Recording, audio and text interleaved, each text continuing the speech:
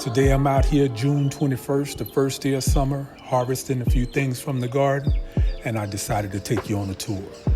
Follow me. Right here we have our Georgia collards, and we've been eating off these since last year. A few are going to seed, and that's a good thing. Now that they're acclimated to my soil and what I'm feeding them, they should make even better for the garden this fall. Let's move over to the string beans. Now these were seeds that I grew from last year, and look how productive they are. I'm getting a meal for a family of 4 every 3 to 4 days. But we can definitely scratch this off the grocery list. Here we have our lavender. It's been cut back after spring, and here it is all ready to bloom again. This is bubblegum echinacea, or conehead flowers, as most people know them by. We have some more lavender, and then we're gonna head over to the black beans. We'll let these dry out on the vine and store them for the winter.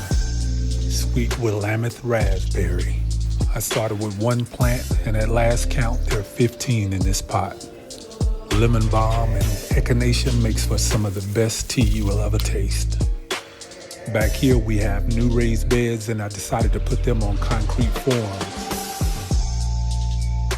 We have 2 beefsteak tomato plants growing with some sweet basil. The sweet basil will mask the scent of the tomatoes, making it just a bit harder for the bad insects to home in on the scent of the tomato. In this bed we have red, yellow, orange, and tucked in the back we have a yellow gypsy pepper. Now I feed everything in my garden with my homemade compost tea. I also use Alaska Fish Fertilizer 511, and as soon as any of my plants start to flower, I start adding the Alaska More Bloom 01010 for cell structure and flower production. You might want to check out my calcium brew video if you're having issues with blossom end rot. This is a black cherry tomato, but if you want to talk about a beautiful pepper, the candy cane is a must-have for any garden. It almost has like a fluorescent glow to it. Fusion yellows and orange with a hint of black tint. Definitely an award winner in my book. And as we turn the corner, we have another beauty. Now this is supposed to be a purple sweet pepper, but if I had my say, definitely black and gorgeous it is. Now let's turn our attention back to the candy cane, where we have 2 that's ready for harvest.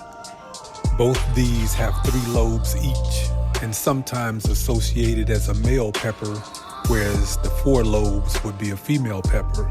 The flowers on a pepper plant have both male and female reproductive organs, which is the reason why it's a self-pollinator. So you tell me, male or female? Fun facts. Here's another raised bed I built on a concrete form with more beefsteak tomatoes, companion planted with sweet basil. Also on concrete form, we're growing vertical.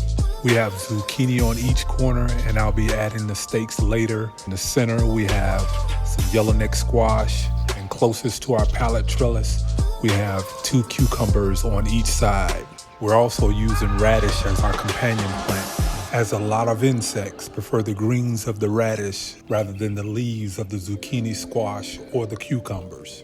It takes the radish about 20 days to mature, but again, we're not growing the radish for the root crop, we're growing it for the greens. Hopefully we'll have no insect issues, but if we do, the radish will be the favorable food. I finished this bed the day before recording this video and ran out of mulch. I have 6 Beauregard sweet potatoes, 4 Tahiti purple flesh sweet potatoes, 6 white russet potatoes, and 6 red russet potatoes.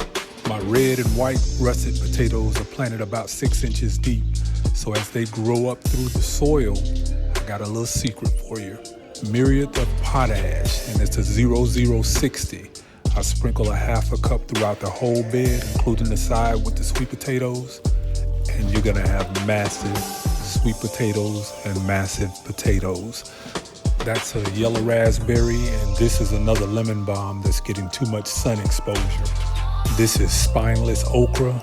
I'm only growing 3 plants because we don't really eat a whole lot of okra, but I at least want to experience it to see if I can grow it and how much can be harvested with only 3 plants. Ozark ever-bearing strawberries. They produce small to medium-sized berry from spring all the way into winter when they go dormant. I started with 2 plants. From those 2 plants, I now have 15 and counting. The secret to bigger and sweeter berries is removing the runners. As soon as the runners start to produce leaves, stake them in a separate pot, allowing them to root faster, taking the stress from the mother plant. After 3 weeks, cut the runners away from the mother plant and you now have new plants. This allows the mother plant to focus all of her energy on fruiting as opposed to carrying the stress of the runners. She'll produce an abundance of fruit for up to 3 years, after which her production will slow down. And this is why we want to propagate the runners so we can continue the life cycle without having to go buy new plants. You'll see here, several of the runners are already starting to produce their own berries and runners as well. Taking you out a little further, we have our blackberry, and a prolific producer is the Meckley plum tree. If you're in zone 8A, this would be a great selection. Crossing over once again, our brown turkey fig is producing fruit in its 2nd year. I planted 2 of these last year. The other was knocked back by a late frost and has great foliage but not producing any fruit. The lemon tree was gifted to me, so I'm not sure of its type, but it's in its 2nd year as well. Over here, we have our Canada's seedless grapevine. Right across from it, we have a Victoria red grapevine. I grew this also from bare root last year, so both of these should have some fruit on them next year. Down below, we have some more echinacea, and I love these agapanthus. They're called little blue fountains. They'll start to bloom late spring all the way till frost. Going over to the blueberries, you can check out one of my other videos, planting blueberries in peat moss. There's some very useful information in there if you find that your blueberries are struggling to fruit or struggling in growth. The first blueberry bush was a hello darling, and all of them are self-pollinators, but it always helps to have additional blueberry bushes to help cross-pollinate, and you'll get bigger and better fruit production. That was a hybrid blueberry called Sweetheart, and now we're down to a high bush called Northland. And for some reason, it took the most abuse from the birds this year.